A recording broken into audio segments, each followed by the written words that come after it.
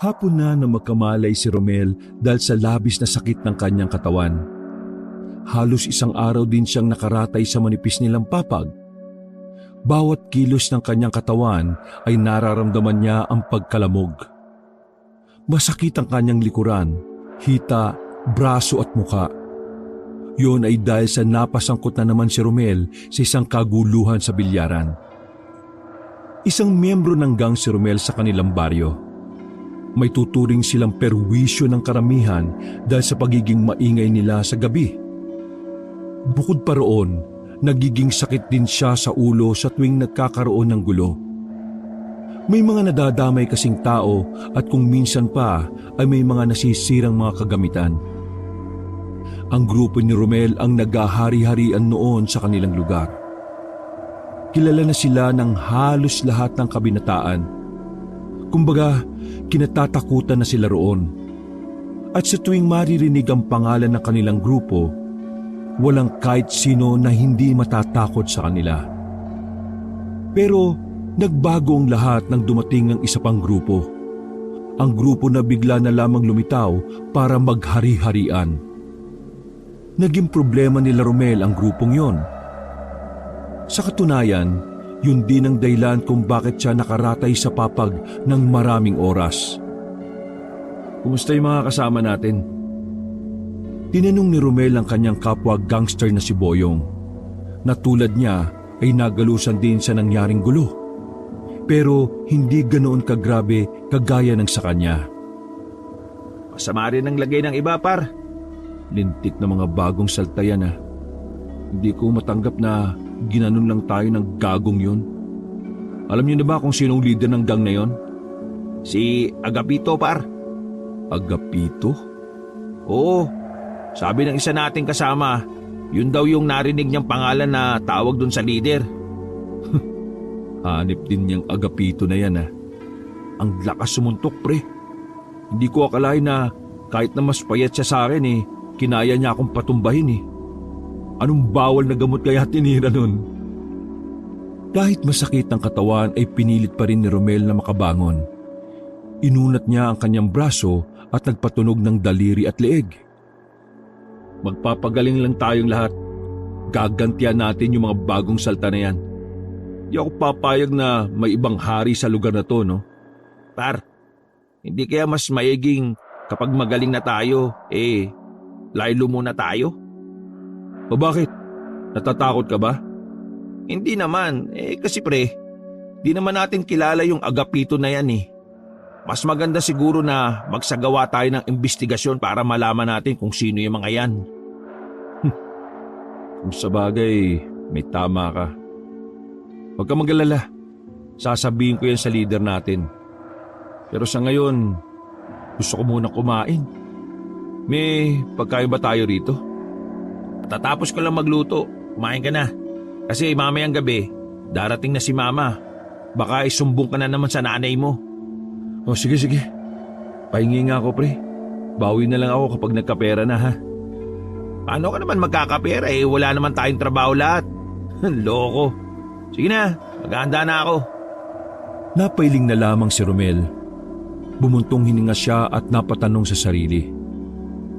Ay nako. Ganito na lang ba lagi ang buhay ko?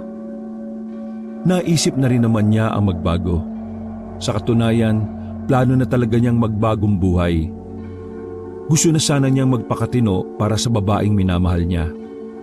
Ang kaso nga lang, bigla namang may dumating na salot sa buhay nila. At yon ay ang lalaking si Agapito. Bago gumabi ay umalis na rin si Romel sa bahay nila Boyong. Kahit iika-ika, ay naglakad siya patungo sa kuta ng kanilang gang. Habang naglalakad ay aksidenteng nakasalubong niya ang dalagang si Marian. Takang-taka yung lumapit kay Romel habang nakatingin sa mga galos niya sa muka. Diyos ko Romel, ano na naman ba pinasok mo? Sabi mo sa akin, sumali ka na naman sa gulo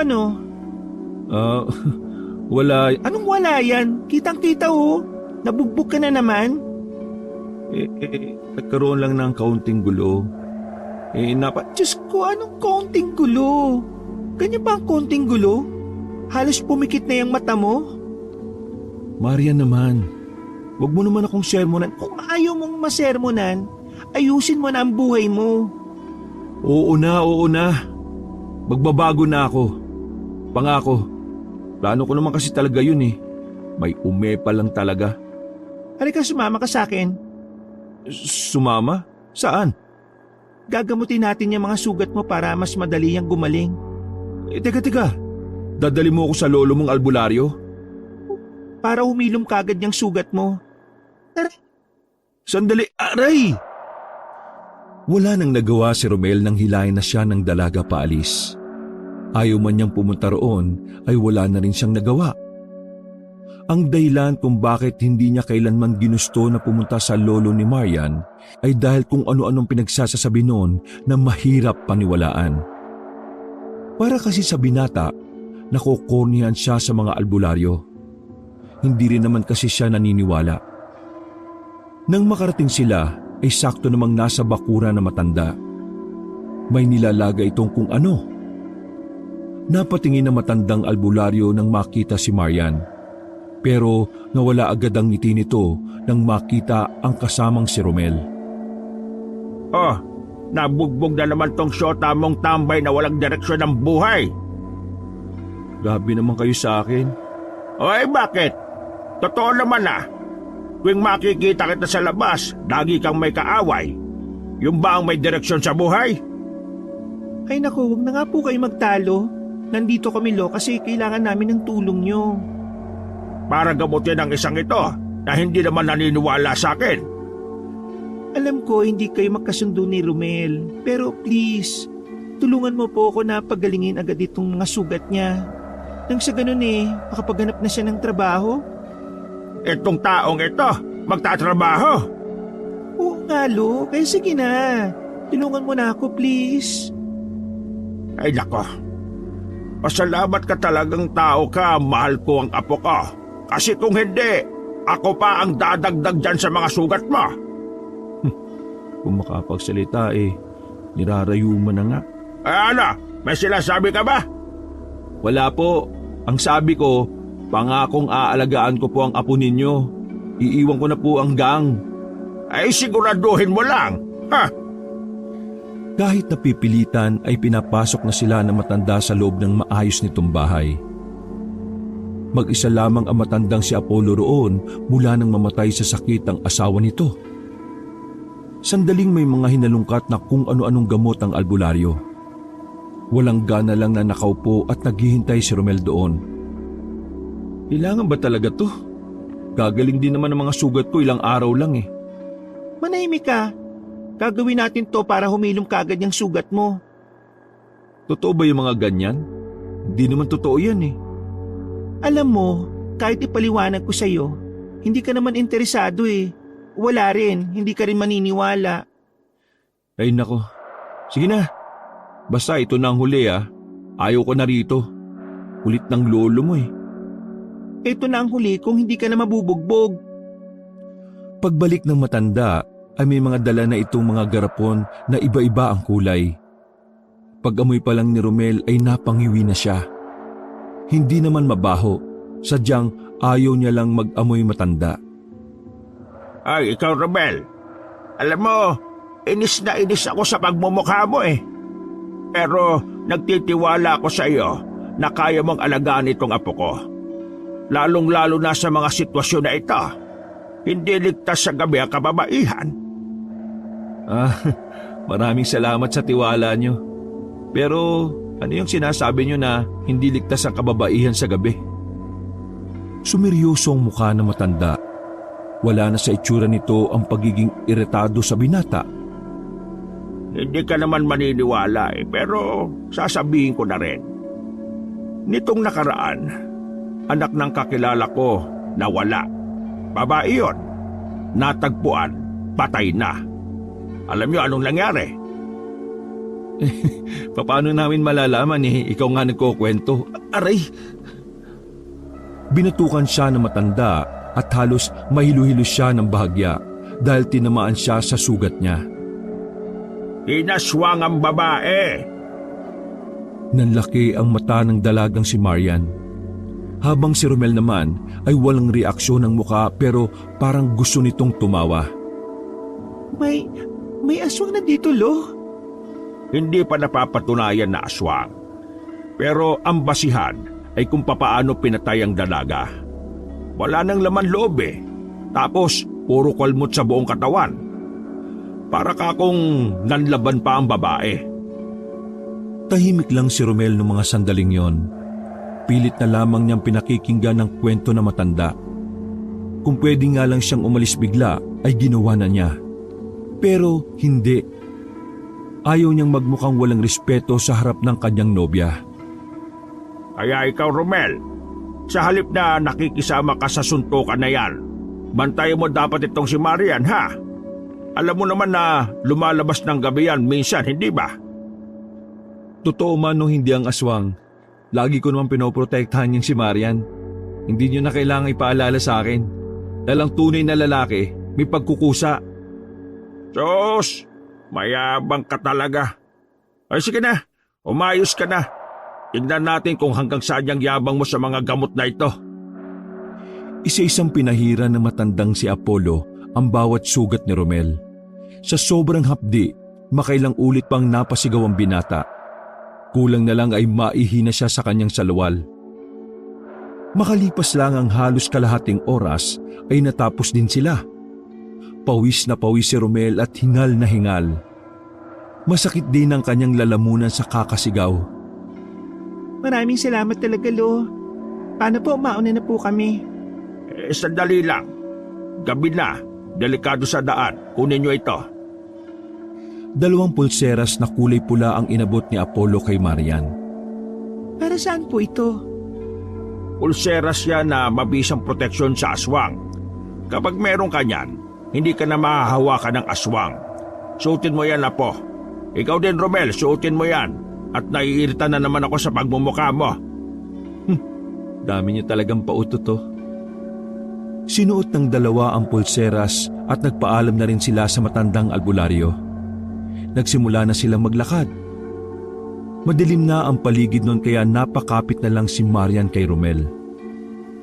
Mabuti na lang din maayos sa mga ilaw sa poste ng daan. Kumusta ang pakiramdam mo? Malamang, mahapdi. Ano bang pinaglalagay ng lolo mo? Sa isip-isip ni Romel, aminado siyang kahit na papaano gumaan ang kanyang pakiramdam. Hindi niya lang masabi sa dalaga dahil hindi kaya ng kanyang pride.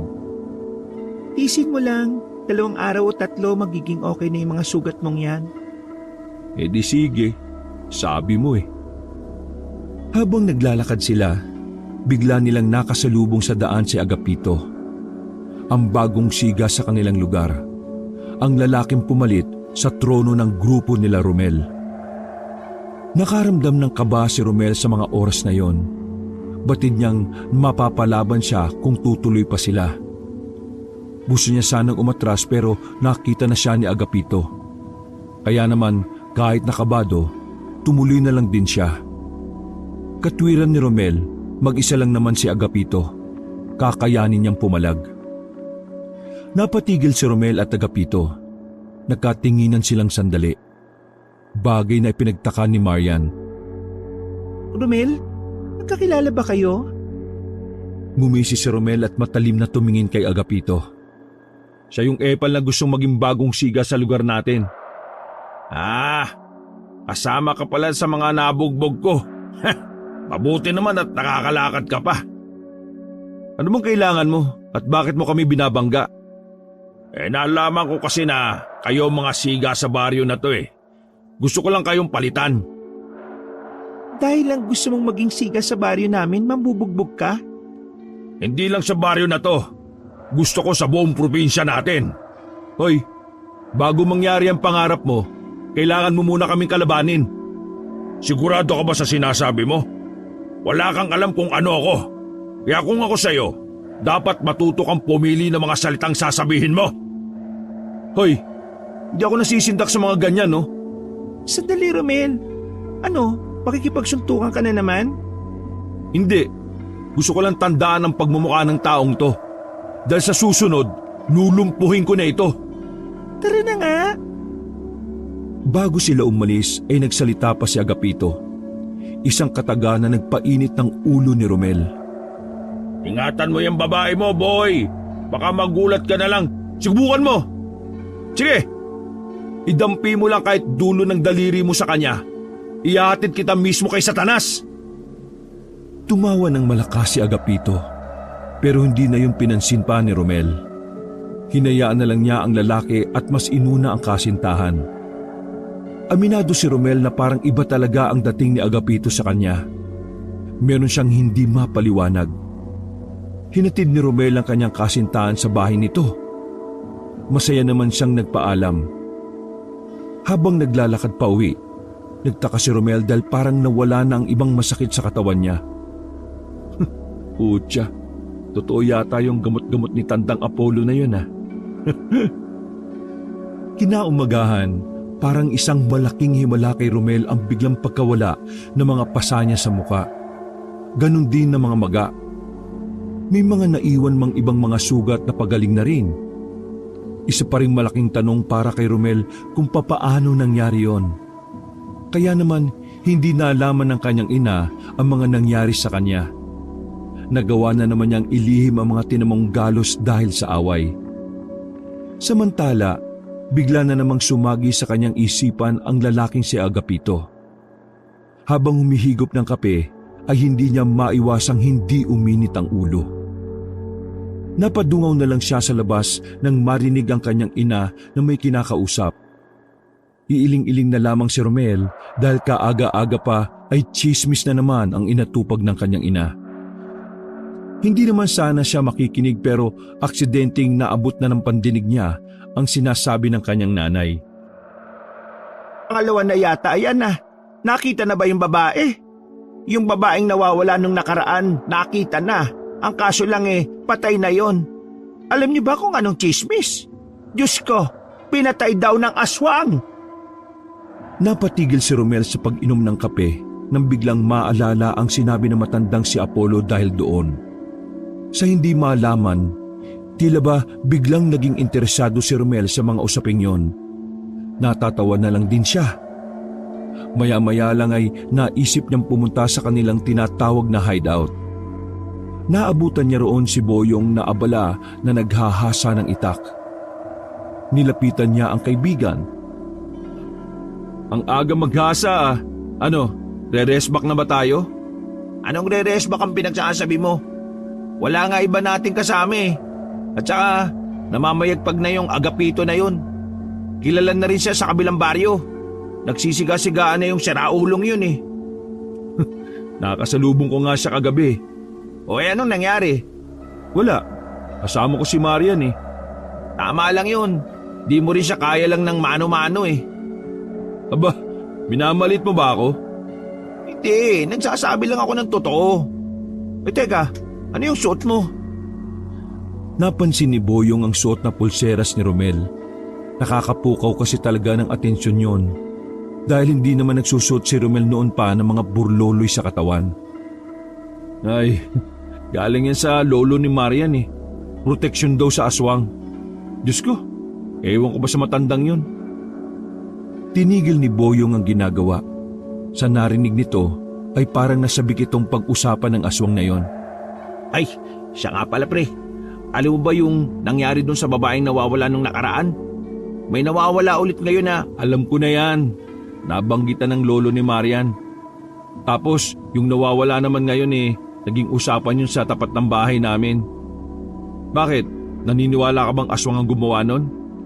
Hindi naman malabo Kasi siyempre pre, nasa kapis. Sabi nga nila, hindi ka tunay na taga-kapis kapag hindi ka naniniwalang may aswang dito. Ay sus, hindi pala ako tunay na taga-kapis. Kalukuhan nyo. Pero pre, paano nga kung totoo? Ano naman, wala akong pakialam. Ang focus ko, yang si Agapito na yan. Hindi ako papayag na hindi ako makaganti sa kutong lupa na yan. Ay nako, puro ganti nasa isip mo. Ang mabuti pa, sumama ka sa akin ngayong araw. Oy bakit? Sana naman yan. Raraki tayo, para may pang-date kayo ni Marian. Umarko ang ngiti sa mukha ni Romel at nag-abir pa silang dalawa ni Boyong. Bago magtanghali, tumungo sila sa pier na isang sakay lang naman ang layo mula sa kanila. Meron kasing negosyo ang tiyuhin ni Boyong doon at naisipan nilang mag-extra. Sako-sakong bigas, asukal at asin ang kanilang pinagbubuhat doon. Hirap na hirap si Boyong dahil sa mga sugat na tinamo nito sa away. Habang si Romel naman ay wala nang nararamdamang sakit maliban na lang sa kanyang paa na hindi pa rin nagaling. Pre, napansin ko lang ngayon bakit parang ang bilis gumaling ng sugat mo? Halos isang araw pa lang yan Tao ka ba o baka aswang ka? Tulig ka ba? Pinagsasabi mo dyan. Dahil yan dun sa gamot ng lolo ni Marian. Ewan ko ba kung may sa demonyo ba yung gamot na yun? Effective parang magic. Ito ang parang magic. Kung nasan tayo, nandun din tong siraulong to. Napatingin silang dalawa sa hindi kalayuan. Kita nila si Agapito na paparating. Wala pa itong suot na damit. Talagang pinapakita nito ang bumabakat na buto sa tagiliran nito. Lakas magtanggal ng damit, payatot naman. Nakita nilang tumigil si Agapito sa nagtitinda ng isda. Nagulat na lang sila nang biglang itinaob ni Agapito ang tinitinda ng lalaki. May kalakihan ang katawan ng lalaki kaya nasa aktong papalagan nito ang sigang si Agapito. Yari ka ngayon, maskulado pa talagang inano mo Nagkaharap si Agapito at ang lalaki. Nagkaroon ng kaunting sagutan. Maya-maya lang ay sinapak na ng maskuladong lalaki si Agapito. Pero laking gulat ng lahat ng nakakita nang wala man lang nangyari kay Agapito. Ni hindi man lang yun napatras sa kinatatayuan nito. Pre, di man lang napatras Anong klaseng tigas ng mukha meron yan? Bulong-bulungan ang maririnig sa paligid. Ang kasunod nilang narinig ay malakas na kalabog. Sinapak na kasi ni Agapito ang lalaki. Malakas itong tumumba sa mga baldihan. Tulog ang lalaki sa lakas ng suntok. Natakot ang mga tao kay Agapito kahit na ang payat nito. Walang nagtangkang tulungan ng lalaki. Maging si Romel at Boyong ay nanatili lang sa kanilang kinalalagyan. Sa puntong yun, mas naunawaan na ni Romel kung bakit ang dali lang silang nabugbog ni Agapito. Malakas talaga ang kutob nito na may hindi normal sa taong yon. Isang bagay lang na magpapatunay sa hinala niya ay ang pagiging mapula lagi ng mata nito. Naghahari-harian na talagang tulig na yan dito Mas masahol pa yan sa atin. Tayo, hindi tayo nangaano ng mga walang kasalanan sa atin siya, kakaiba. Baliw yata yan Hindi maintindihan kung saan siya kumukuha ng lakas ng loob para magsiga-sigaan Tingin mo, may mga bakit kaya yung taong yan? Aba, ewan ko. Tara na nga, tapusin na natin to. Pinagbububuhat na lang nila ang mga natitirang sako na naroon. Matapos sa maghapon na pag-extra sa trabahong yon, nagkaroon sila ng pagpupulong sa kanilang hideout. Nagdesisyon ng kanilang leader na pansamantala muna silang titigil sa pakikisangkot sa gulo. Ilalaan nila ang mga araw nila sa pagpaplano kung papaano papatayin ang bagong siga ng kanilang baryo. Sang-ayon naman ang lahat sa desisyon na yon. Magiging daan na rin kasi yon para sa kanila na magpagaling. Lumipas ang mga araw. Naging abala si Romel sa pag-extra sa pier. Nag-ipon kasi siya para sa pinaplano niyang date nila Marian. Hapon ng Martes, hindi inakala ni Romel na pupunta ulit siya sa bahay na matandang si Apollo. Naroon kasi si Marian at balak niya sanang yayain lang kumain. Pero nang dumating siya roon, abala ang maglolo sa kanilang ginagawa. May pasyente kasi ang maglolo. Nakaupo lamang si Romel sa gilid habang nanunood sa nangyayari. Napapangiwi na lamang siya dahil ang corny ng eksena para sa kanya.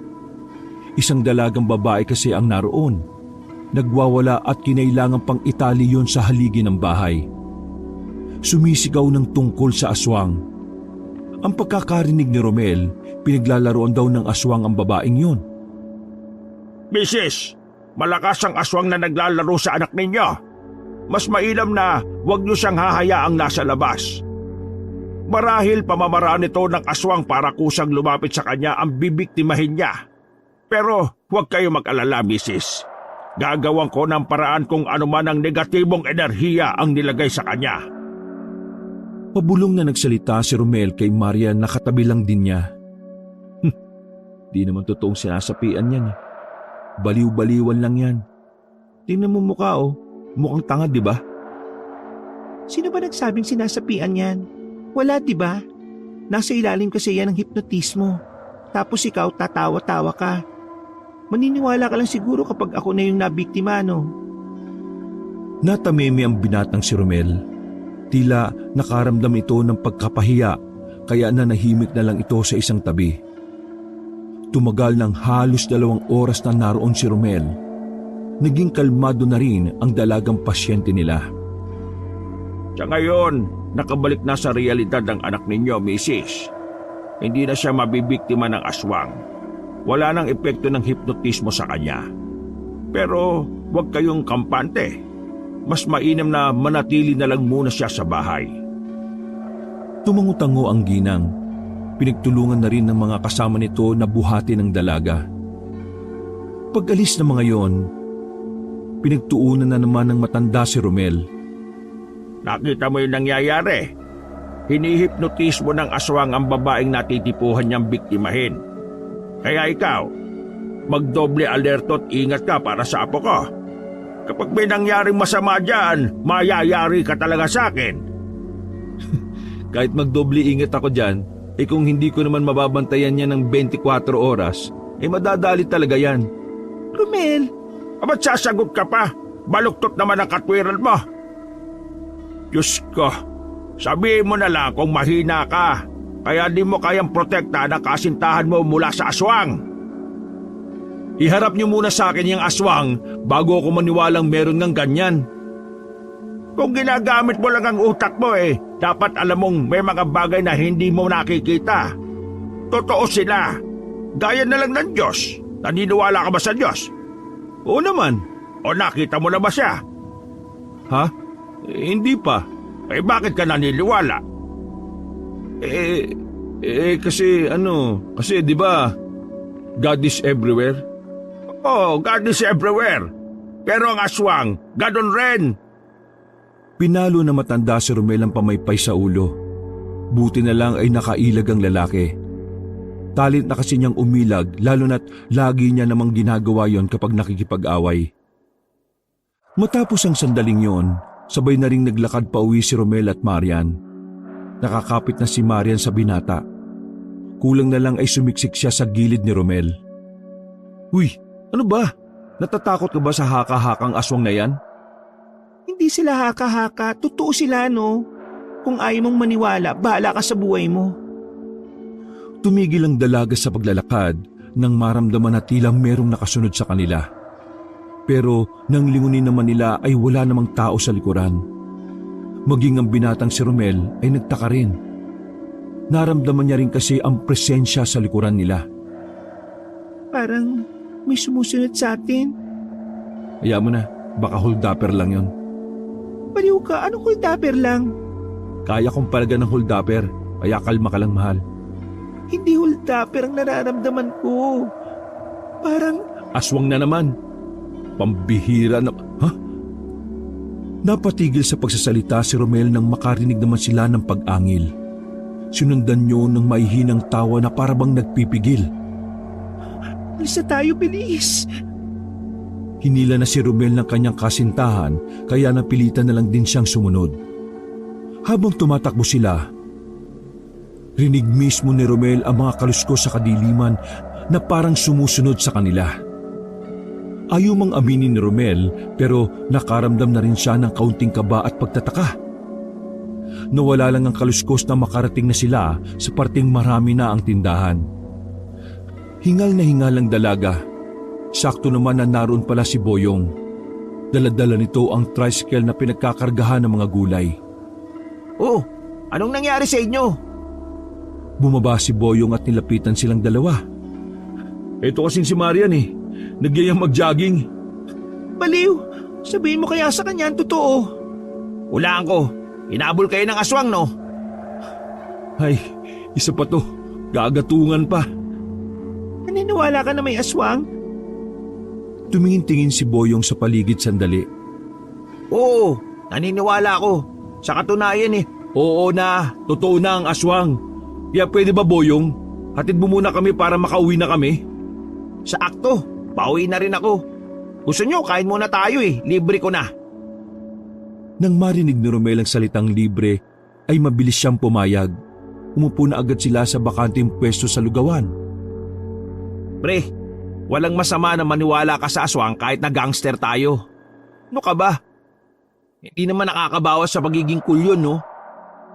Anang, 3 mangkok nga ng lugaw tsaka tsaka konting bilis bago pa ako mainis. See, gangster pa rin naman ako kahit naniniwala ako sa aswang. Wag na nga natin pag-usapan yung aswang na yan. Naiirita na ako Maniniwala ka lang talaga kapag ako na ang napahamak, ano? Napatingin ng seryoso si Romel. Seryoso na rin ang mukha ng dalaga at parang naiinis na ito sa kanya. Huwag ka magsalita ng ganyan. Bad yan. Masarap na sana ang kain ng tatlo sa lugawan nang biglang lumitaw na naman si Agapito. Kapansin-pansin na palagi na itong walang kasama. Talagang pinapakita ng lalaki na kaya nitong maghari-harian kahit na nag-iisa lang.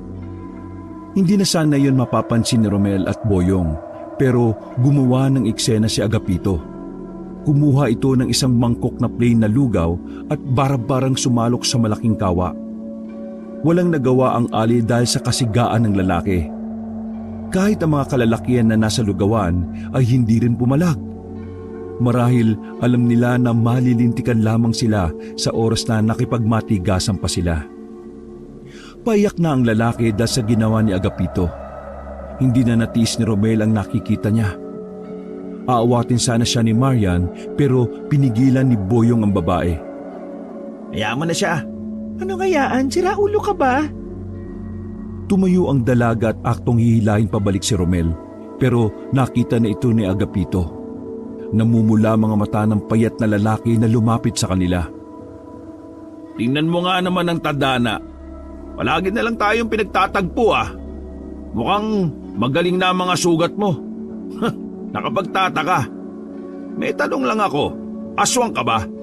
Bakit parang ang bilis maghilom ng mga galos mo?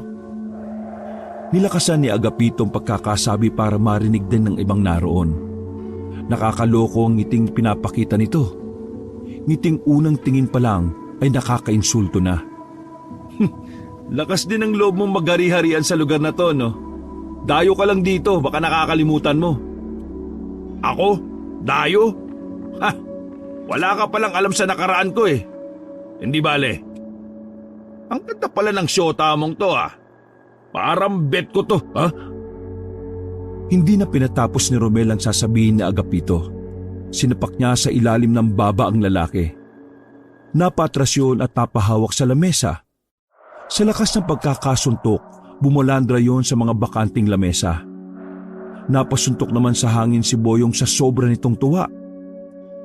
Tigilan mo ang pambabastos mo sa kasintahan ko Kasi hindi lang yan ang mapapala mo. Tama na kasi. Nagpatunog ng leeg si Agapito. Mabilis itong lumapit kay Romel. Hinawakan nito si Romel sa liig pero agad din naman itong napatras na nanlalaki ang mga mata. Napadako naman ang tingin nito kay Boyong na sa sandaling yon nawawala ang ngiti sa mukha nito nang makitang siya ang puntirya ni Agapito. Tumakbo si Agapito palapit kay Boyong. Walang kahirap-hirap na hinawakan ni Agapito sa leeg si Boyong at saka iniangat at binagsak sa lamesa. Hindi naman nagdalawang isip si Romel na tulungan ng kaibigan. Muli niyang sinapak si Agapito at tinamaan yon sa tenga. Halos masubsob ang lalaking yon sa lapag. Galit na galit yon at nanlilisik ang matang nakatingin kay Romel. Gustong-gusto nitong gumanti pero si Boyong ang pinagbubuntungan. Kaya't bago pa makalapit ulit si Agapito ay dinampot na ni Romel ang basag na bote. Tigas ng mukha mo Pes! Hindi yan uubra sa bote! Dali, lapit! nakasarado ang mga kamao ni Agapito. Hindi pa tayo tapos. Sus, linya yan ng mga talunan sa pelikula. Sa susunod, isama mo na ang mga alalay mo. Galit na umalis si Agapito. Pakiramdam naman ni Romel ay naipanalo niya ang sandaling yon. Nagtataka naman siya kung bakit parang ang hina ni Agapito sa mga oras na yon. Ibang-iba sa Agapito na bumugbog sa kanila. Ano pre, ayos ka lang? Ayos lang ako. Langya. Hindi ka na niya yata kayang patumbayin kaya ako yung tinarget ng loko. Umalis na tayo rito. Babalik pa yon. Bilisan nyo. Kainis naman oh. Matapos makapagbayad, sumakay na rin ang tatlo sa tricycle. Mabilis yung pinaandar ni Boyong. Pagkatapos maihatid si Marian sa bahay nito, tumambay na muna ang dalawang binata sa bakuran nila Boyong. Tuwang-tuwa si Boyong habang inaaksyon pa ang ginawang pag-uppercut ni Romel kay Agapito. Anip talagang ginawa mo, par. Dapat mas nilakasan mo para nakatulog yung tukmol na yun eh. Uy, huwag kang matuwa dyan ha. Sa ginawa ko, siguradong babawi yun. Kaya ikaw, ihanda mo sarili mo. Ihanda ko na rin ang sarili ko. Sa itsura ng mukha niya, parang mukha siyang hindi lalaban ng patas eh. Hindi ka ba masaya na nakaganti ka na? Baliw, malamang masaya. Pero may iba kasi akong nararamdaman dyan kay Agapito eh. May iba kang nararamdaman? Ikaw gusto mo ba si Agapito, ha? Tanga, sipain ko yung mukha mo para tuminuki. Ito naman, mainitin ang ulo. Basta, iba ang kutob ko sa taong yon. Kaya dapat mag-ingat tayo. Natapos ang pag-uusap na yon nang si Agapito lamang ang nasa isip ni Romel. Hindi yun nawala-wala sa utak niya. Hindi naman siya natatakot sa lalaki, pero tuwing makikita niya kasi yon, parang nagkakaroon siya ng weirdong pakiramdam. Yung bang parang nararamdaman niyang hindi kabilang sa mundong ginagalawan nila ang lalaki. Umiling-iling na lamang si Romel para alisin ang kanyang mga naiisip. Natatawa na lamang siya dahil palagay niya, epekto lang ang lahat ng naiisip niya nang ginawa sa kanya ng albularyong si Apollo. Napatingin siya sa pulseras. Yun ang sinisisi niya kung bakit hindi na pangkaraniwan ang takbo ng utak niya. Inalis niya yun sa kanyang kamay at inilagay sa bulsa ng pantalon na nakasabit. Ito talagang lolo ni Marian kung ano-anong pautot eh. Kinabukasan, nagising na naman si Romel dahil sa ingay na naririnig niya sa labas. Iritang-irita na siya sa tsismisan dahil ang lakas ng boses nun. Sa inis ni Romel, sinigawan niya ang mga yon. Pero tumingin lang sa kanya mga yon kasama ang kanyang ina. Pagkatapos ay pinagpatuloy nila ulit ang pag-uusap. Hindi na nakinig pa si Romel sa usapan na yon at mas piniling lumabas na lang ng kanilang bahay. Nagtataka si Romel kung bakit ang daming tao samantalang 6:00 pa lang ng umaga noon. Karamihan sa mga taong yon ay nagmamadaling maglakad. Narinig niya sa napadaan patungo ang mga yon sa barangay. Dahil sa kuryosidad, sinundan ni Romel ang mga tao. Nakalimutan na niyang bibili nga pala siya ng pandesal. Natanaw ni Romel ang kumpulan ng mga tao sa barangay. Halos nakaharang na ang mga yon sa bukana at wala ring makadaan. Manang, anong meron dyan? Nagbibigay na naman ba ng libreng brief at panty si Kapitan? Nakasimangot ang ginang na lumingon sa kanya. Anong pinagsasasabi mo? Palibhasa wala kang ginawa sa buhay kaya wala ka rin alam eh. Uy, sungit nyo ah. Kaya nga ako nagtatanong kasi wala akong alam eh. Sipain ko tungkod mo dyan eh. Hindi na lamang pinansin ni Romel ang ginang na umirap pa sa kanya. Nakipagsiksikan na lamang siya sa mga taong nagkukumpulan hanggang sa nakita na rin niya kung ano ba talaga ang meron doon. Isang babae ang nakahiga sa lapag at nakatakip lamang yon ng malapad na dahon ng saging. Yumuko ang binata para sumilip pa ilalim. Napamura na lang siya ng masipat na parang may natira pang bituka na nakalaylay sa tiyan. Manong, anong nangyari sa babae? Pinatay!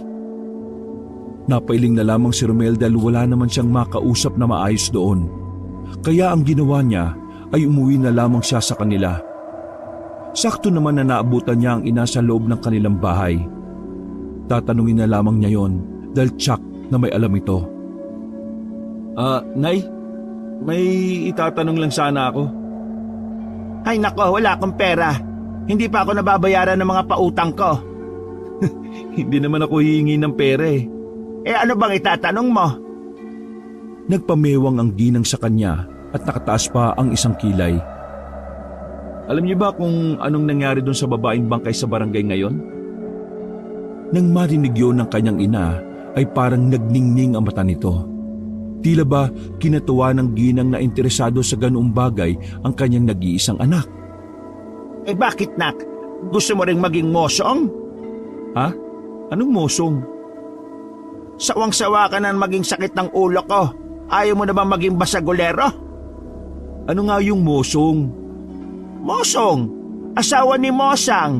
Chismoso, chismosa. Dami mong alam, Nay. Sagutin niyo na lang yung tanong ko. Gusto mo talaga malaman ha? Sige, sasabihin ko sa'yo. Umupo ang ginang sa bakanting upuan na nasa harapan ni Romel. Bumuntong hininga muna ito ng saglit. Hindi ka naman naniniwala pero sige, eto na. Pinatay ang babaeng yon, kinatay. Ang may sala, alam mo? Aswang. Aswang ang dumali doon. At ang pinakamasakla pa, anak ni Kapitan ang babaeng yon. Kaya ngayon galit na galit si Kapitan. Ang sabi nila, lahat daw ng lalaki dito sa baryo natin iimbestigahan. May hinala kasi na baka lalaki ang aswang kasi puro babae lang ang dinadali. Yung mga babae din kasi may mga bakas ng halik sa leeg eh. Napapadalas yatang napag-uusapan ng mga aswang na yan ah. Isma, ikaw na nga lang yata ang hindi naniniwala eh. Isa ka na ako maniniwala kapag nakita ko mismo. Tsaka may asikasuhin pa akong mahalaga eh. Isang epal dito sa baryo. Bumuntong hininga na lamang ang kanyang ina. Maayos namang natapos ang kanilang pag-uusap. Kasundo naman kasi talaga ni Romel ang kanyang ina. Sa katunayan, lahat ng kanyang kagustuhan ay pinapayagan ni Tess. Ang hindi alam ng ginang, isa palang siraulong gangster ang kanyang nag-iisang anak. Mag-aalas 6 na ng gabi. Mag-isang naglalakad si Romel patungo sa bahay nila Marian. Yung kasi ang araw ng usapan nila para sa kanilang date. Dumaan siya sa sinasabi ng ilan na shortcut. Kampante lang naman si Romel kahit mag-isa lang siya dahil may nakakasabay siya. Isa pa, dala-dala naman niya ang balisong na lagi niyang sinusukbit sa tagiliran. Maya-maya lang, nagulat na lang si Romel nang merong sumuntok sa kanyang likuran. Sumubsob ang binata at sandaling nakaramdam ng pagkahilo. Pagtingin niya, si Agapito ang kanyang nakita. Galit na galit ang mukha nito. Gigil na makaganti sa kanya. Ngayon ka pala pwedeng mabugbog. Pasalamat ka nun. May sagabal kaya araw mo yun. Ngayon, magdasal kang hindi mabali ang buto mo. Bumangon si Romel at napapahawak pa sa kanyang batok. Sinasabi ko na nga patraidor ka palaging umatake. Mabilis na naglakad si Agapito sa kanya. Sinapak siya uli nito sa tiyan. Sa puntong yon ay dumura na ng dugo si Romel. Sobrang sakit ng suntok sa kanya. Halos mamilipit siya sa lakas. Hindi pa nakontento si Agapito. Sinakal siya nito at saka itinaas sa ere. Takang-taka si Romel kung papaanong nagawa yon ng isang payatot. Nahihirapan ng huminga ang binata. Mabuti na lang nadukot niya pa ang kanyang balisong. Sinaksak niya sa kamay si Agapito na naging dahilan para mabitiwan siya nito. Inundayan ulit ni Romel ng saksak ang lalaki at nadaplisan ito sa braso. Sa puntong yon, medyo nakaramdam na ng pag-aalinlangan si Agapito. Ano? Natigilan ka no? Lalo mo kong ginagalit. Hintayin mo ang ganti ko. Naglakad ng mabilis si Agapito at hindi na yon hinabol pa ni Romel. Uubo-ubo ang binata noon habang nakahawak sa kanyang liig. Naisaan ko na naman si tanga. Dahil sa pangyayaring yon, minabuti ni Romel na hindi na muna niya yayayaing mag-date sa bayan si Marian. Hindi na muna niya pinuntahan ng dalaga. Sa halip, doon na muna siya sa kanilang hideout nagtungo. Doon siya nagpalipas ng gabi. Dakong 2:00 na madaling araw ay mag-isa na lang si Romel na nagising sa kanilang hideout. Nasa tapat siya ng malaking kubo na ginawa nila nang makaramdam ng presensya sa paligid. Hinawakan niya agad ang 2x2 na nasa gilid.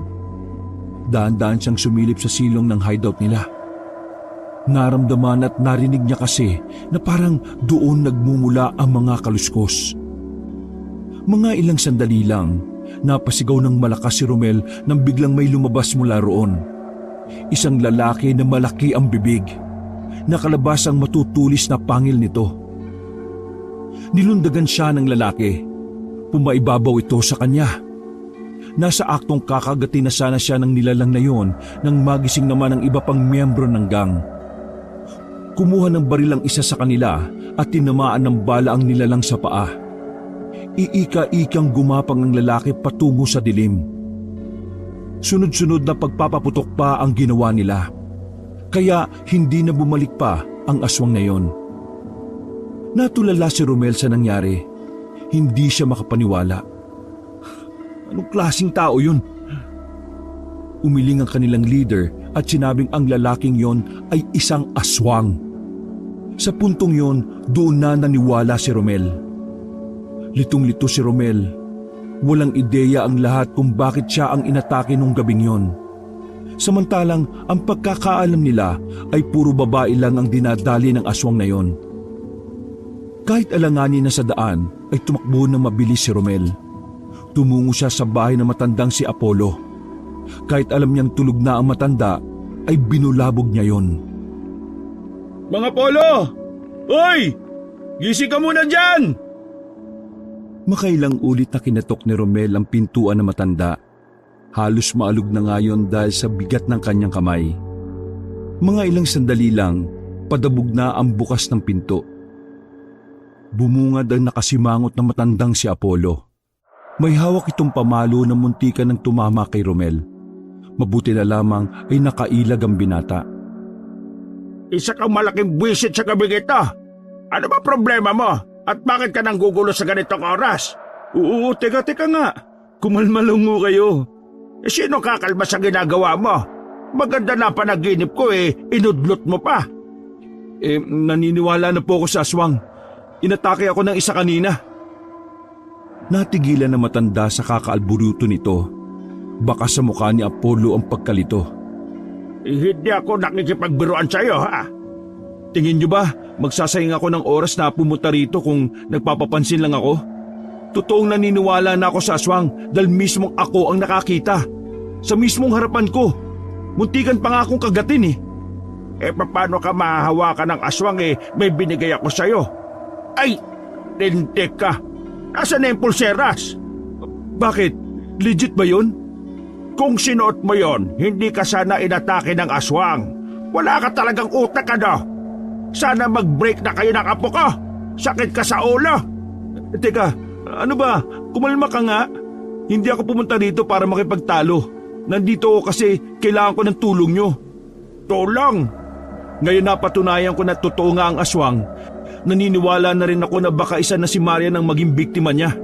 At ayaw kong mangyari yun sa kanya. Kaya pakiusap, tulungan niyo ako. Paano ko mapapatay yung aswang? Iwan mo na ang pagiging gangster mo at tutulungan kita sa gusto mong mangyari. Hindi naman pwede yan. Hindi lang naman kasi kami basta gang Parang magkakapatid na rin kami. Di wala tayong dapat na pag-usapan pa. Uy, sandali! Kung hindi mo kayang isuko ang isang bagay na mahalaga sa'yo para sa isang tao, isa lang ang ibig sabihin nun. Hindi mo ganun kamahal ang taong yon. Saka mo na ako balikan kapag kaya mo nang iwan ang salot na ganggang na yan. Isasara na sana ni Apollo ang pintuan nang isiksik ni Romel ang kanyang sarili doon. Ay! Ano ba? Sa naulo ka talaga. Sige na. Kahit sabihin mo lang sa akin kung ano ang kahinaan ng aswang. Tapos ako nang bahala. Sige na mga Polo. Para din naman kay Marian ang gagawin ko Huminga ng malalim ang matandang lalaki. Konsumido na ito sa ginagawa ni Romel. Kaya naman pinapasok na lang din ng matanda ang binata. Mangako ka sa akin na iiwan mo yung gang na yan, ha? Oo na, ulit nyo naman eh. Pangako. O sige, makinig ka sa akin, Romel. Ang aswang ay hindi gaya ng mga nakakaaway mo. Hindi siya kagaya ng siga ngayon sa baryo natin na pwede mong labanan ng harapan. Mabangis ang aswang. Tuso ang mga aswang at traidor. Hindi mo matatalo ang aswang na yon kung ikaw lang. Kaya kailangan mo ng kasama para mapatay yon. May naisip na akong pwede kong maisama. Ngayon sabihin nyo, papaano namin siya mapapatay? Umupo ang matanda sa lamesa at napapailing. Kailangan mong itarak sa puso niya ang isang punyal na ibinabad sa dugo ng kabayo. Ano po? Binabad sa dugo ng kabayo? Anong meron sa dugo ng kabayo? Mapanganib na armas ang dugo ng kabayo para sa kanila. Takot sila sa dugong yon dahil alam nilang maaari silang mamatay kahit makadampi lang sila sa dugo ng kabayo. Isa naman ako hahanap ng mga yan. Pambihira naman oh. Meron na akong punyal dito. Dugo na lamang ng kabayo ang kailangan mo. Natahimik sandali ang binata. Saka lamang niya naisip na talagang mahirap ang kanyang papasukin. Yun ang unang pagkakataon na gagawa siya ng isang bagay na malayo sa nakasanayan niya. Sige ho, ibigay niyo sa akin yung punyal. Maghahanap ako ng dugo ng kabayo. Hoy Romel, seryosohin mo ito, ha? Kasi seryoso tong gagawin mo. Kung kaya ko lang ako na ang gagawa.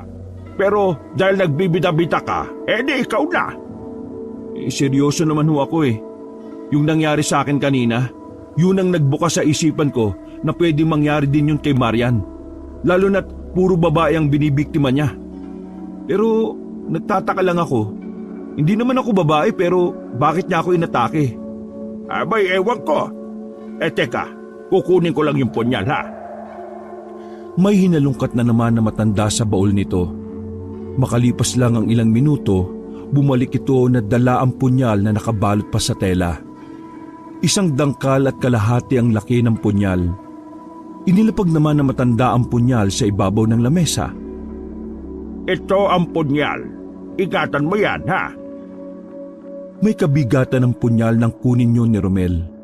Namangha siya ng bahagya.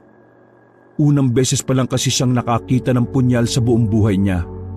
Kadalasan ay sa mga palabas niya lang yun nakikita. Pangako, gagamitin ko ang punyal na ito para protektahan ang kababaihan sa baryo, lalong-lalo na si Marian. Umuwi si Romel sa kanila. Naabutan niya ang inang mahimbing na natutulog. Inilabas niya ang kulay gintong punyal. Maganda ang disenyo nito. Bigla na lang niyang napagtanto na mula nang umiwas muna siya sa gulo, may nagbago sa kanyang pananaw. Parang gusto na lamang niyang tumino para mapangalagaan ang mga mahal niya sa buhay. Bagay na hindi naiisip ni Romel noon. Sa kanyang palagay, malaki siguro ang naging epekto ng pag-atake sa kanya ng aswang. Doon kasi nagsimula ang lahat ng kanyang pagiging interesado. Tama ba itong pinaggagawa ko? Iiling-iling na humiga na lamang si Romel sa kanyang papag. Nakatulog siya ng maayos, kahit na maraming nangyari sa kanyang araw. Kinaumagahan, nagising si Romel dahil sa malakas na boses ni Boyong. Nasampal niya pa ang kaibigan dahil halos mabingi siya sa kakasigaw nito. Ano bang problema mo? Bakit ka ba nandito? Bad news, pre. Si Pinuno, wala na. Patay na rin. Nanlaki ang mga mata ni Romel. Nawala agad ang antok niya nang marinig ang mga salitang yon. Visit ka. Umayos ka sa biro mo, ha? Hindi ako nagbibiro. Halika na. Hinilan ni Boyong si Romel palabas ng kanilang bahay. Pagdating nila sa kanilang hideout, naabutan nilang nakahandusay ang ilang mga kasamahan nila. Duguan at maraming malalaking hiwa sa katawan ng mga yon. Pero ang mas masaklap, patay na rin ang kanilang pinuno na nakabuka ang tiyan. Wala ng laman loob. Hinala ni Boyong, inatake ng aswang ang mga miyembro ng gang. Pre, malakas ang inala ko. Aswang ang gumawa nito. Pero bakit? Akala ko ba babae lang ang inaatake niya? Brutal nito. Hindi ka tanggap-tanggap. Nagsarado ang kamao ni Romel. Namuo ang matinding galit sa kanyang kalooban. Hindi lang yan, pre. May mga na-recover sila kapitan na bangkay na naman ng mga babae. 3, mga walang saplot ng makita. Tapos, wala na ring laman loob. Palala ng nangyayari, pre. Mas malaking problema pa to sa alitan natin kay Agapito eh. Huwag kang mag-alala, Boyong. Mapapatay natin yung aswang na yan. Makalipas ang ilang oras, kinuha na rin ang bangkay ng kanilang mga kasama. Lahat ng pamilya ng mga biktima ay walang humpay ang pag-iyak. Kahit na papaano, masakit din para kay Romel at Boyong ang nangyari. Pero dahil doon, mas lalong nagkaroon ng dahilan si Romel para tugisin ang aswang na yon. Kinagabihan, matapos makadiskarte ng pera para sa pamasahe, niyaya na ni Romel ang kaibigan na si Boyong. Naipaliwanag na niya kay Boyong ang mga napag-usapan nila ni Apollo. Sang-ayon naman si Boyong sa gustong mangyari ni Romel, kaya suportado niya ito. Saan naman kaya tayo hahanap ng dugo ng kabayo na yan, pre? Nasa biyahe ng dalawa noong mga sandaling yon. Aminadong may kabang nararamdaman si Romel. Sa dami nga ng napatay ng aswang, hindi malabong napakadali para lang sa nilalang na yon na paslangin si Romel. Bagay na nagdudulot ng kaunting pagkabahala para sa binata. Parang nabawasan ang kanyang pagiging gangster. May alam akong pwedeng pagkunan, pero sana bukas pa ngayon. Hindi nagtagal ay bumaba na rin ang dalawa nang makarating na sa bayan. Nagtanong-tanong sila kung saan nakatira ang nagngangalang Mao, isang Chinese na negosyante. Dahil sa pagiging kilala ng singkit na yon, madali nilang nalaman ang kinaroroonan nito. Kabayo pala ang negosyo ng inchik na yon. Oh, may ganito pa palang lugar dito sa bayan? Akala ko puro gusali na lang dito eh. May malawak na pastulan pala rito. Mamaya ka ng mamangha. Kailangan natin malaman kung nandyan nga yung may-ari. Lumapit agad sila sa malaking bahay na naroon. Lalapit pa lang sila pero hinarang na agad sila ng 2 gwardya sa gilid. Nandyan po ba si Mr. Mao? Hindi sumagot ang 2 gwardya at nanatili lang yung nakaharap sa kanila. Nabalitaan kasi namin na nagbebenta ng karne ng kabayo si Mr. Mao. Nagbabakasakali lang kami na makakabili kami ng dugo ng kabayo. Mga pipi yata itong mga to eh. Ano? Talunin na lang natin yung gate. Sira ulo. Nakikita mo ba yung hawak na baril ng 2? Nakamamatay. Umalis na lang sa harapan nila ang 2 nang marinig ang boses ng isang lalaking incheck na hindi pa naman sobrang katandaan. Nagbigay galang ang 2 gwardya sa amo nila. Kayo sino kayo? Bakit kayo gugulo sa 2 ko gwardya? Magandang gabi po. Pasensya na po sa abala. Ako po si... Wala ko pake kung sino ikaw. Sabihin mo ano iyo pakay. Nandito kami para sana bumili ng dugo ng kabayo. Dugo kabayo? Kayo bibili? Aba, ano gagawin nyo dugo kabayo? Gagawin pong dinugot. Uy, maayos ka naman. May tradisyon po kasi kami sa pamilya namin. Lahat ng pangit, kailangan pahiran sa mukha ng dugo ng kabayo.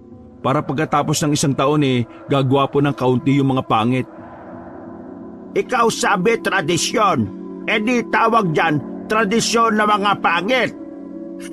Ako pinatawag mo dahil dyan. Pagbebentahan mo na kami? Hindi, kayo uwi na. Pambihira naman tong inchik na to. Banggitin mo na kasi yung presyo. Mukhang pera yan eh.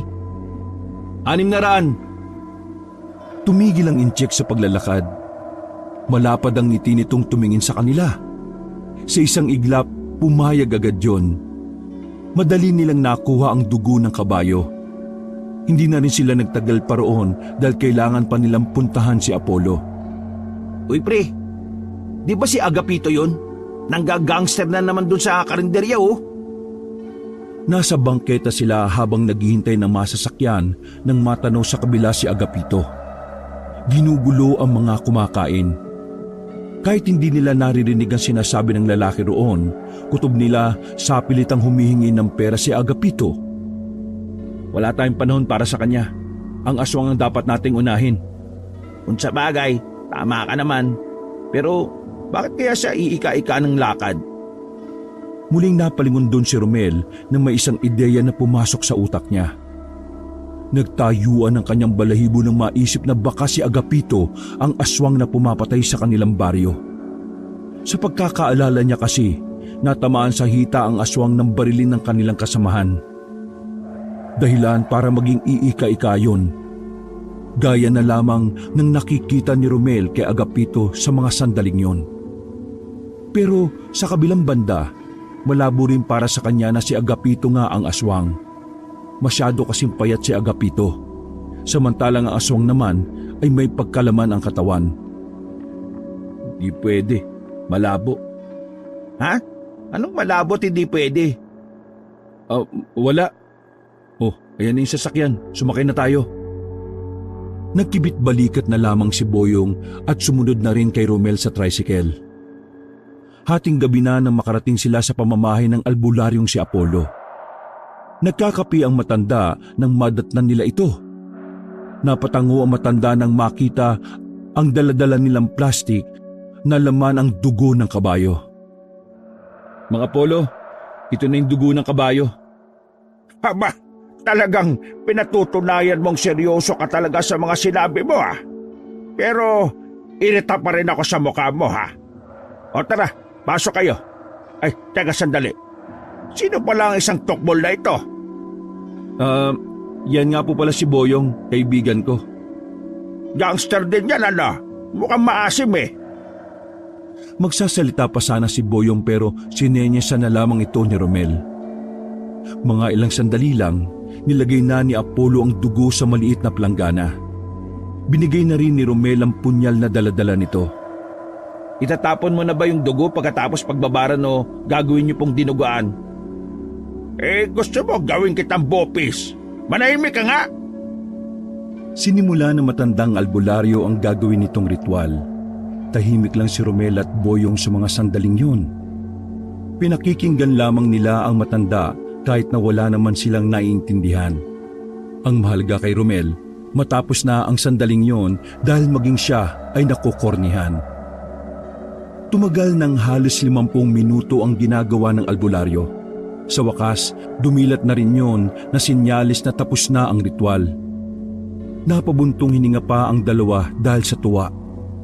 Bumalik ka sa akin kapag tapos na ang 24 oras. Kailangan mababa nito ng husto para mas kumapit ang dugo. Sige. Basta siguraduhin nyo lang natatalab yan ha. Kasi itataya ko talaga ang buhay ko para mapatay lang yung aswang na yan. Wala ka pa rin tiwala. Naniniguro lang. Malay ko ba kung marunong ka rin mang trip? Umalis na kayo bago pa ako mainis. Ikaw Romela, isuot mo uli yung pulseras. Kailangan mo yon. Oo na, sige na. Alis na kami. Marami po. Huwag ka nang magsalita. Umalis na lang ang dalawa at naglakad pa uwi. Napapakamot na lamang sa ulo si Boyong dahil sa kasungitan ng matandang si Apollo. Maya-maya lang ay naghiwalay na rin ng landas ang dalawa. Dadaanan muna kasi ni Romel ang kanyang kasintahan na si Marian. Sa mga nangyari kasi, hindi sila gaanong nakapagkita. Aminado ang binata na namiss na niya ang babae. O sige na, mauna ka na. Dito na ako sa kabila. Sigurado ka ba na mag-isa ka lang na maglalakad? Wala naman ako makakasama kaya wala naman ako magagawa. Kailangan kong dalawin si Marian. Diyos ko naman, pag-ibig nga naman, hahamakin ang lahat. Masunod lamang ang pusong, sige na, lakad na. Kumaway na lamang si Boyong habang papaalis ito. Daming alam kakabasa kasi ng pocketbook kung ano-ano tuloy yung pinagsasabi. Huminga ng malalim si Romel. Batid niyang ang pag-iisa ay hindi magandang ideya. Lalo na't may aswang na gumagala sa kanilang lugar. At isa pa, may agapito rin na pwede niyang makasuntukan na naman. Pero nilakasan na lamang niya ang kanyang loob. Sa gabi lang din kasi ang perpektong pagkakataon para makita niya ang dalaga. Hindi siya maaaring pumunta ng maliwanag dahil ayaw sa kanya ng mga magulang ni Marian. Habang naglalakad si Romel, alam niyang merong sumusunod sa kanya. Dala-dala niya ang kanyang balisong kaya kahit na paano, hindi naman siya natatakot na pumalag. Nakahawak na siya sa kanyang tagiliran kung saan nakasuksok ang kutsilyo. Sandali siyang tumigil. Tumingin siya sa likuran pero wala naman siyang nakitang kung sino. Bumuntong hininga ang lalaki pero para siyang naging kampante. Naalala niya ang sinabi ni Apollo na ang mga aswang daw ay mga tuso at traidor. Binilisan niya pa ng bahagya ang kanyang lakad. Nang makarinig ng mga kaluskos sa paligid, tumakbo na ng napakabilis ang binata. Wala na siyang pakialam kung magmukha siyang duwag. Ang mahalaga na lamang sa kanya ay makarating ng buhay sa bahay nila Marian. Saka lamang nakahinga ng maluwag si Romel nang makarating na siya sa medyo may mga tao at tindahan. Hingal na hingal ang binata. Nakahawak pa siya sa kanyang magkabilang tuhod. Lang yung buhay to. Hindi naman ako ganito kaduwag dati. Ganito ba talaga kapag may pinoprotektahan? Pambihira. Malakas na ang loob ni Romel na lakarin ng daan dahil may makakasabay na siya. Malapit na lang din naman ang bahay ng kanyang kasintahan doon. Hindi nagtagal ay nakarating na rin siya sa bahay ni Marian. Agad siyang nakita ng dalagang nakatanaw sa bintana na mukhang naghihintay din sa kanya. Batikan sa pagiging akyat bahay si Romel, kaya naging madali lang para sa kanya na umakyat para makapasok sa bintana. Oh, anong ginagawa mo rito? Baliw ka, gabing-gabi na. Sus, kunwari ka pa. Hinihintay mo rin naman ako. Delikado na dapat hindi ka na nagpunti. Pwede naman akong gumawa ng paraan bukas para makipagkita sa'yo. Galing kasi ako sa lolo mo. Nakakuha na kami ng dugo ng kabayo. Bukas ng gabi sa ganitong oras, magagamit ko na yon para patayin yung aswang. Seryoso ka na ba talaga dyan? Hindi mo naman kailangang magpakabayani para sa lahat eh. Hindi lang naman para sa baryo to Para din sa'yo. Gusto kitang protektahan dahil ayaw ko mabiktima ka niya. Sandaling natahimik si Marian. Kinilig ito ng palihim. Pero Romel, mabangis ang aswang. Maging si Kapitan wala ring magawa. Nahabol nila kanina yung aswang pero masyadong maliksi. Kakayanin mo kaya yung isang yon? Tandaan mo hindi mo magagamit ang pagiging gangster mo sa aswang. Huwag ka mag-alala. Gagawin ko ang makakaya ko. Ako ang papatay sa aswang na yon. Pangako. Nagyakapan ng dalawa at tinalikan ni Romel si Marian sa noo. O paano? Kailangan ko nang umalis. Baka makatunog na naman ang tatay mo. O sige, pero isuot mo yung pulseras na ito. Bakit kasi wala yung sayo Iniwan ko sa bahay Hindi ko naman kasi inakala talaga na mahalaga yon. Ay nako, pasaway ka talaga. Sige na, suotin mo na yan at umalis ka na. Maraming salamat Basta tandaan mo, mahal na mahal kita. Mahal din kita. Hindi na nagsayang ng oras si Romel nang marinig niya ang boses ng ama ng babae. Dali-dali na siyang tumalon pababa ng bintana. Napapangiti na lang siya nang makaalis habang nakatanaw pa rin ang babae. Papatunayan ko sa kanilang lahat na kaya kong magbago at sisimulan ko yon sa pagprotekta sa iyo. Nakangiting nakatingin ang binata roon bago ito umalis. Umuwing ligtas ang lalaki sa kanilang bahay. Dinatnan niya sa bahay nila ang ina na masarap na ang tulog habang yakap ang kanilang gasol. Pambihira naman talaga Lasing na naman to si nanay. Kinumutan na lamang niya ang ginang at natulog na rin. Kinabukasan, himalang wala ng istorbo sa tulog ni Romel. Ganun pa man, maaga pa rin siyang nagising. Naalala niyang may lakad nga pala sila ni Boyong. Pupuntahan nila ang burol ng kasamahan nilang pinatay ng aswang. Pero hindi pa man nakakapagbihis si Romel, natanaw niya malayo pa lang napapalapit na si Boyong. Nakabrief pa nga yun sa pagmamadali. Lintik ka. Bakit ka nakaganyan? Wala ka bang short? Pre, pumasok nga dito. Nakakaya ka dyan. Pre, may chismis. Masamang bad news. Masama na nga, bad pa. Ano ba yun? Narinig ko si nanay at tatay kanini. Napadaan sila sa bahay nila Marian. Marami daw tao dun ngayon. Pakiramdam ko pre, may nangyari masama. Gulat ang reaksyon ni Romel sa mga pagkakataong yon. Wala nang sabi-sabi ay agad siyang tumakbo paalis.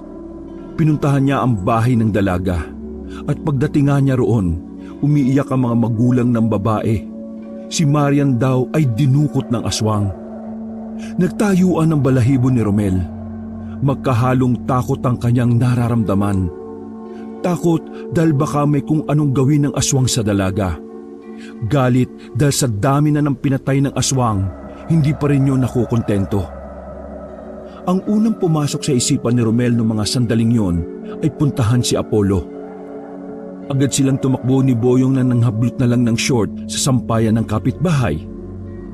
Pagdating nila sa bahay na matanda, naabutan nila si Apollo na may natuyong dugo sa bandang kilay nito. Namamagari ng kaliwang pisngi. Mukhang sinuntok lang ng ilang ulit ang matanda. Mang Apollo, anong nangyari? Pinuntad ako ng aswang dito. Bitbit niya si Maria na walang malay. Sinabi niya sa akin na ipaalam sa'yo na matatagpuan mo ang aswang sa abandonadong tulay sa Norte Damaso na kalye. Akin na yung punyal. Kailangan ko ng puntaan agad si Marian. Teka, makinig ka. Hindi ka pwedeng pumunta agad nang hindi pa natatapos sa wala na akong oras. Bawat segundo natakbo. Nasa panganib ang buhay ni Marian. Pero kung pupunta ka doon nang walang dalang armas na malakas, mas mauna pa kayong mamatay kesa sa apo ka. Huwag kang magsalita ng ganyan. Matuto ka kasing makinig. Pre, sa tingin ko tama si Tanda. Mauuwi sa wala ang lahat ng ginawa natin kung mamamatay lang tayong dalawa. Anong gusto mo? Tutunga nga lang tayo rito at maghihintay tayo na sumapit ang gabi? Yun lang talaga ang magagawa mo. Kahit magmaktol ka dyan, hindi ko ibibigay ang punyal. Ay, bisit naman buhay to. Bakit naman kasi nakuha ng aswang na yun si Marian eh? Nagtanong ka pa talaga? Nasa iyo nga yung porselas niya eh. Natameme si Romel nang mapagtanto ang bagay na yon. Kung hindi binigay sa kanya ng dalaga ang pulseras na yon, at kung hindi dahil sa katangahan niyang iwan ng kanya sa bahay, hindi sana mabibihag ang dalaga. Sa huli, sarili lang din niya ang kanyang sinisisi. Napapasabunot na lamang sa ulo si Romel. Gusto niyang magwala sa sobrang inis sa kanyang sarili. O pre, kalma ka lang. Romel, pinapupunta ka niya sa Norte Damaso 1 oras bago tuluyang pwedeng gamitin ang punyal. Kapag hindi ka sumipot, mamamatay si Marian. Malakas ang kutob ko na kilala mo ang aswang. May naisip si Romel pero hindi na lamang niya sinabi.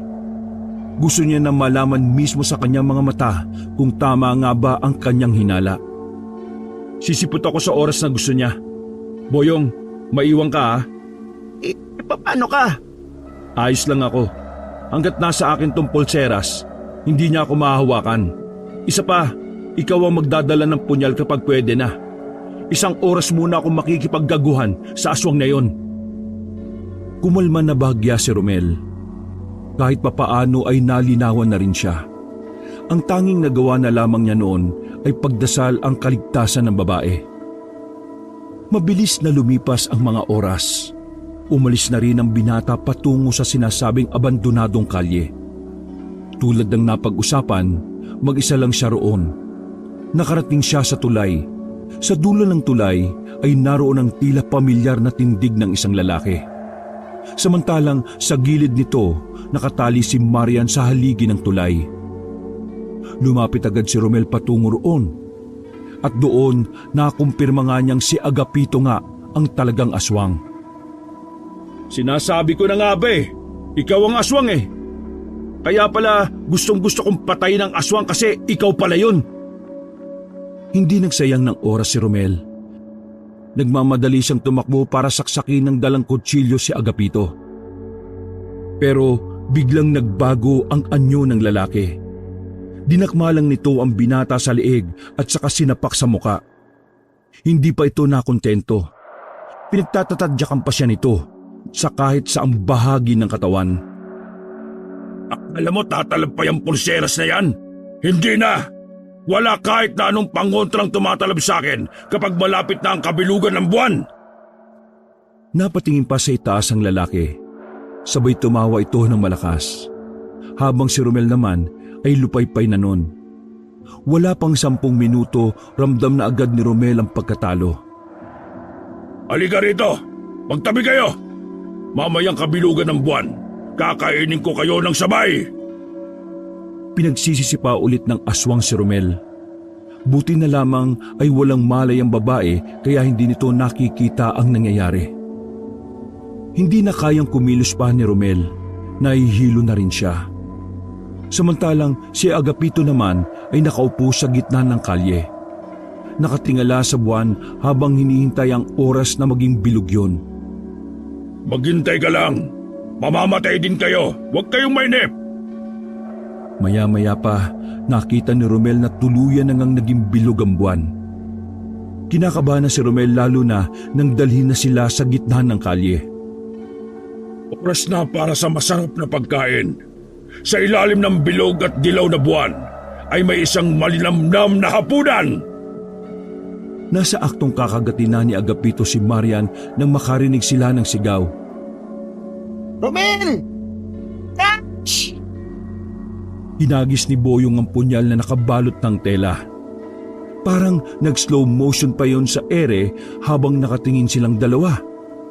Pagsalo ni Romel, buong lakas niyang binuhos sa mga natitirang enerhiya sa katawan.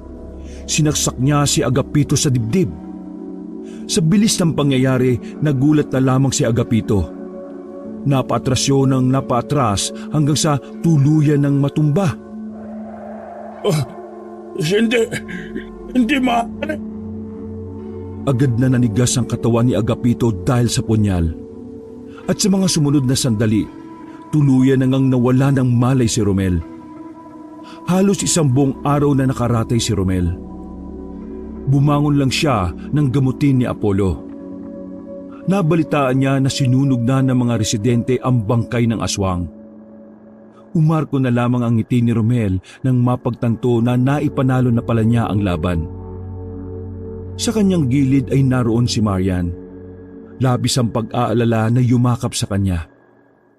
Naroon din naman si Boyong na suot pa rin ang short ng kapitbahay. Mula nang mawala ang aswang at ang nagsisiga-sigaan, naging mapayapa ng muli ang kanilang baryo. Kahit hindi maibalik ang mga buhay na nawala, kahit na papaano ay naging masaya na lang din ng iba dahil nakamit nila ang hustisya. Tuluyan na nga nagbago ng landas si Romel. Tinanggap na rin siya ng pamilya ni Marian. Sa mga karanasan na yon, natutunan ng binata na kapag may gusto kang protektahan, lahat ng imposible ay maaring maging posible. Lalo na kung buhay ng mahal mo ang nakataya. Wakas.